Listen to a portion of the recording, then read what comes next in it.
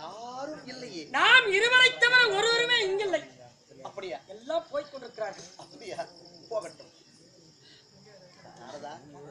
இந்த கேள்விக்கு பதில் எனக்கே தெரியாமல் நானே விழிக்கிறேன். தாத்தா,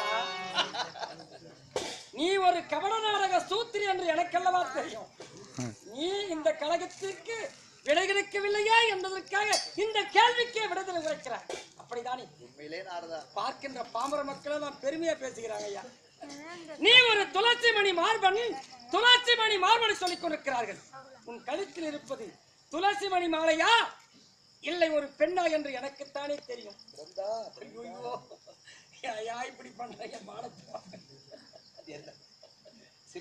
பாவி படுவார்.